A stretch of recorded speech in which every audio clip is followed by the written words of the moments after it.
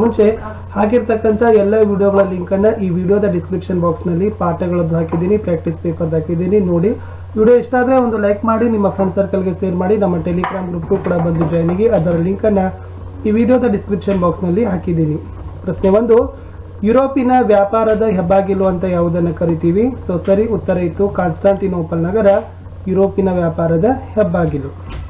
ಪ್ರಶ್ನೆ 2, ಬೇಸಿನ್ ಒಪ್ಪಂದಕ್ಕೆ ಸಹಿ ಹಾಕಿದ ಮರಾಠರ ಪೇಶ್ವೆ ಯಾರು? ಎರಡನೇ ಬಾಜಿರಾವ್ ಏನು ಮಾಡ್ತಾನಪ್ಪ ಅಂದ್ರೆ ಬೇಸಿನ್ ಒಪ್ಪಂದಕ್ಕೆ ಸಹಿಯನ್ನು ಹಾಕ್ತಾನೆ. ಪ್ರಶ್ನೆ 3, ನಾಗರಿಕ ಸೇವಾ ವ್ಯವಸ್ಥೆಯನ್ನು ಜಾರಿಗೆ ತಂದವರು ಯಾರು?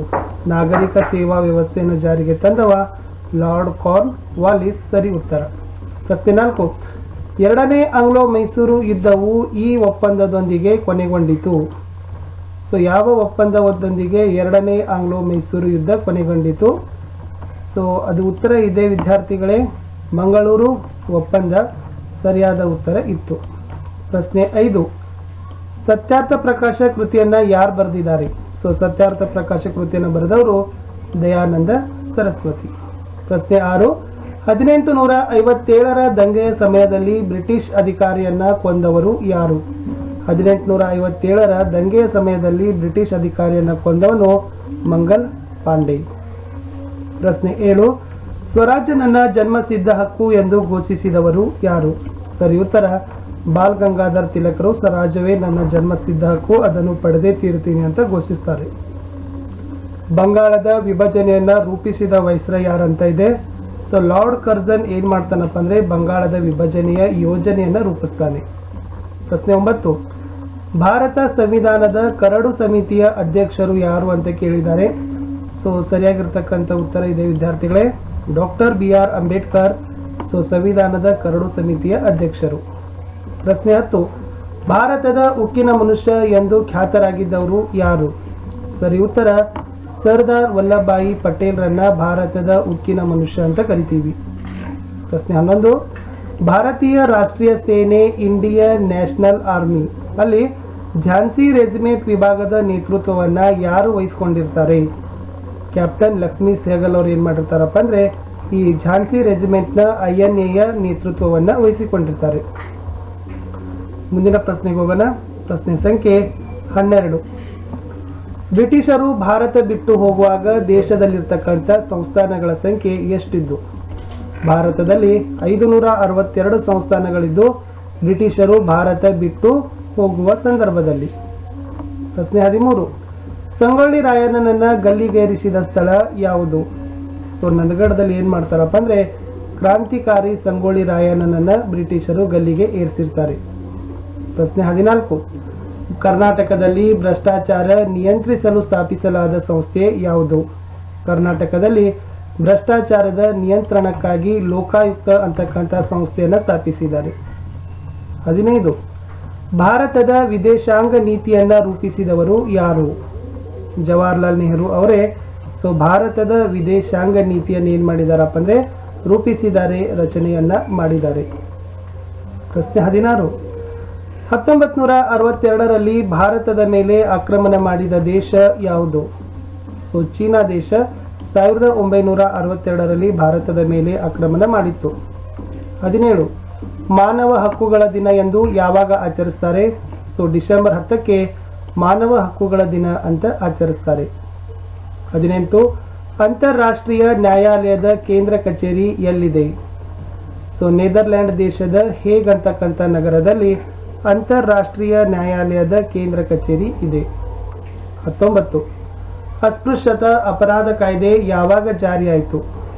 1955ರಲ್ಲಿ ಅಸ್ಪೃಶ್ಯತಾ ಅಪರಾಧಗಳ ಕಾಯ್ದೆ ಜಾರಿ ಆಗ್ತದೆ. ನೋಡಿ, ಯಾರು ಸಂಘಟಿತ ವಲಯಕ್ಕೆ ಸೇರಿಲ್ಲ ಅಂತ ಕೇಳಿದ್ದಾರೆ.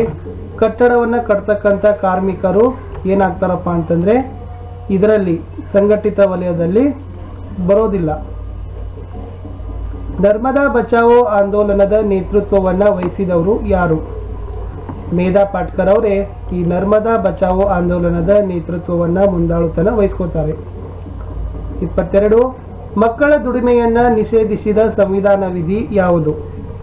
24ನೇ ವಿಧಿ ಇದು ಏನು ಮಾಡದಪ್ಪ ಅಂದ್ರೆ ಮಕ್ಕಳ ದುಡಿಮೆಯನ್ನ ಭಾರತ ಸಂವಿಧಾನ ನಿಷೇಧವನ್ನ ಮಾಡಿದೆ. 23 ಪೂರ್ವ ಘಟ್ಟ ಮತ್ತು ಪಶ್ಚಿಮ ಘಟ್ಟಗಳನ್ನು ಸಂಧಿಸ್ತಕ್ಕಂಥ ಸ್ಥಳ ಯಾವುದು? ನೀಲಗಿರಿ ಬೆಟ್ಟಗಳಲ್ಲಿ ಪೂರ್ವ ಘಟ್ಟಗಳು ಮತ್ತು ಪಶ್ಚಿಮ ಘಟ್ಟಗಳು ಬಂದು ಸಂಧಿಸ್ತವೆ. 24 ಭಾರತದಲ್ಲಿ ಅತಿ ಹೆಚ್ಚಾಗಿ ಉಷ್ಣಾಂಶ ದಾಖಲಾದ ಸ್ಥಳ ಯಾವುದು? ಅದಿತ್ತು ಗಂಗಾನಗರದಲ್ಲಿ ಅತಿ ಹೆಚ್ಚಿನ ಉಷ್ಣಾಂಶ ದಾಖಲಾಗಿದೆ. 25 ಹತ್ತಿ ಬೆಳೆಗೆ ಸೂಕ್ತವಾದ ಮಣ್ಣು ಯಾವುದು? ಹತ್ತಿ ಬೆಳೆಯನ್ನು ಬೆಳಿಬೇಕಾದ್ರೆ ಕಪ್ಪು ಮಣ್ಣು ಸೂಕ್ತವಾಗಿರ್ತಕ್ಕಂಥ ಮಣ್ಣು ಬೇಕು. ಮುಂದಿನ ಪ್ರಶ್ನೆಗೆ ಹೋಗೋಣ ವಿದ್ಯಾರ್ಥಿಗಳೇ. ಪ್ರಶ್ನೆ ಸಂಖ್ಯೆ 26 ನದಿ ಮುಖಜ ಭೂಮಿಗಳಲ್ಲಿ ಕಂಡು ಬರ್ತಕ್ಕಂಥ ಅರಣ್ಯಗಳನ್ನು ಯಾವ ಪ್ರಕಾರದ ಅರಣ್ಯಗಳು ಆಗಿರ್ತವೆ? ಅವುಗಳು ಮ್ಯಾಂಗ್ರೋವ್ ಕಾಡುಗಳಾಗಿರ್ತವೆ, ನದಿ ಮುಖಜ ಭೂಮಿಯಲ್ಲಿರ್ತಕ್ಕಂಥ ಅರಣ್ಯಗಳು. 27 ಭಾರತದ ಮೊಟ್ಟ ಮೊದಲ ವಿವಿಧೋದ್ದೇಶ ನದಿ ಕಣಿವೆ ಯೋಜನೆ ಯಾವುದು? 27ರಲ್ಲಿ ದಾಮೋದರ ನದಿ ಕಣಿವೆ ಯೋಜನೆ, ಇದು ಭಾರತದ ಮೊದಲ ವಿವಿಧೋದ್ದೇಶ ನದಿ ಕಣಿವೆ ಯೋಜನೆ. 28 ಬೆಳೆ ಮತ್ತು ಪಶುಪಾಲನೆಗಳೆರಡನ್ನ ಒಳಗೊಂಡ ವ್ಯವಸಾಯದ ವಿಧಕ್ಕೆ ಏನಂತ ಕರೀತಾರೆ? ಅದನ್ನ ಮಿಶ್ರ ಬೇಸಾಯ ಅಂತ ಕರೀತಾರೆ. ಪ್ರಶ್ನೆ 29 ಕರ್ನಾಟಕದ ಹೆಬ್ಬಾಗಿಲು ಅಂತ ಪ್ರಸಿದ್ಧಿಯಾಗಿರ್ತಕ್ಕಂಥ ಬಂದರು, ಅದನ್ನ ನವಮಂಗಳೂರು ಬಂದರು ಅಂತಾರೆ. ಕರ್ನಾಟಕದ ಹೆಬ್ಬಾಗಿಲು. ಭಾರತದ ಅರಣ್ಯ ಆಧಾರಿತ ಕೈಗಾರಿಕೆಯನ್ನು ಗುರುತಿಸಲಿಕ್ಕೆ ಹೇಳಿದ್ದಾರೆ. ಕಾಗದ ಕೈಗಾರಿಕೆ, ಇವೆಲ್ಲವುಗಳು ಕೂಡ ಏನಪ್ಪಾ ಅಂದ್ರೆ ಅರಣ್ಯ ಆಧಾರಿತ ಕೈಗಾರಿಕೆ.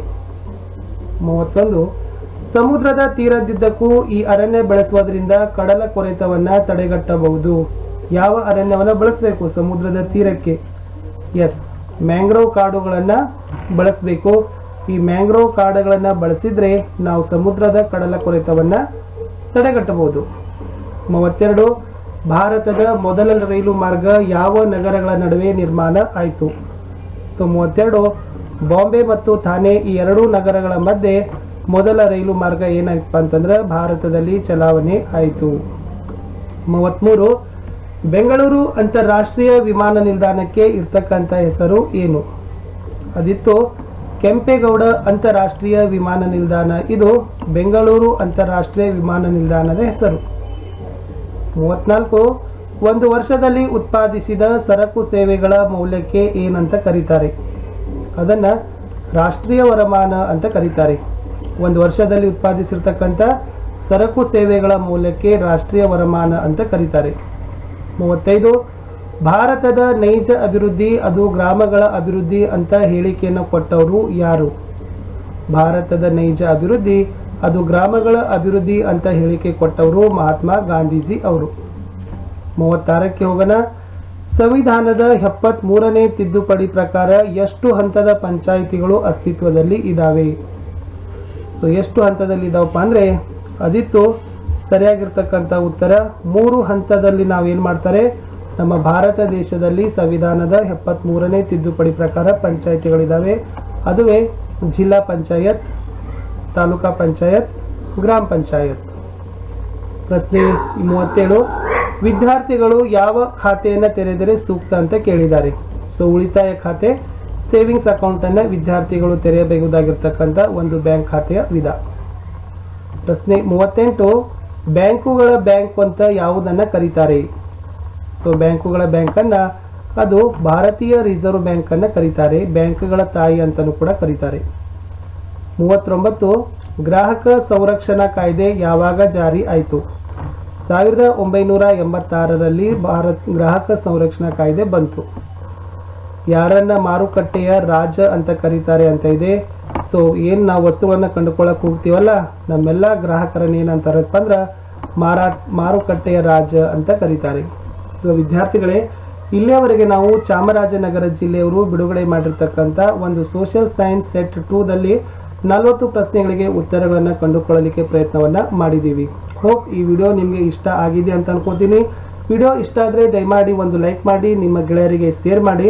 ಮತ್ತೆ ಸಿಗುವ ಇನ್ನೊಂದು ಹೊಸ ಪ್ರಾಕ್ಟೀಸ್ ಪೇಪರ್ನಲ್ಲಿ. ಅಲ್ಲಿಯವರೆಗೆ be safe, be happy, B study.